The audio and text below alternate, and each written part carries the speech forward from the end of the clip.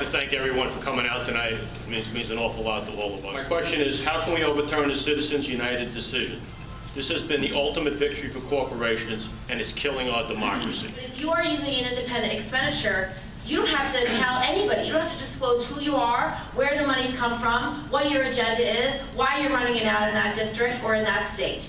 And that is undermining the electorate's confidence in our democracy. And it is unwinding the transparency that should be part of political campaigns. So Senator Schumer wrote a bill. IRS doesn't have any rules for how much you can put into these ads and how much you have to do for really doing good.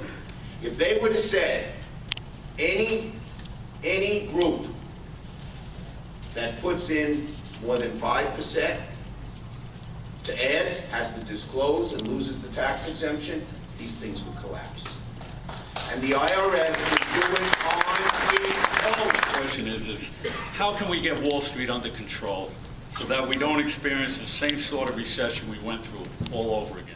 So we've got to make sure that we are pursuing economic policies that grow the economy, not from the top down, but from the middle out. Minimize regulation, but we want to make sure that when we're regulating, it's in the interest of fairness and balance. Making sure that we are playing by the rules that we played by as an economy from the 1940s to the 1970s. CWA is presently involved in an organizing drive with Cablevision in Brooklyn, with no means to resolve the complaints that we have filed with the NLRB. Cablevision has jumped at the opportunity to take advantage of this ruling to invalidate the board's action. Since you are the chair of the Senate Rules Committee, can we count on you, Senator Schumer, to make the necessary changes to the rules of the Senate so that presidential appointments can be approved by a majority and workers' rights and the right to organize can once again be protected? Can we count on you to get us 5 NLRB members? We're going to put these 3 people up. You will see it in like the second week of July. And if they block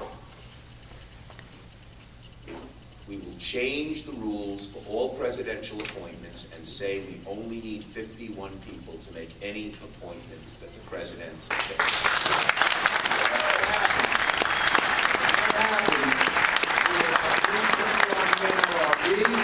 And we will fill the Consumer Financial Protection Board, which they're keeping empty, and all these other appointments that they refuse to make, we will do. Answer your question tonight, but what was your question for them? My question was in regard to the Chemical Safety Improvement Act of 2013. We need legislation just like this one.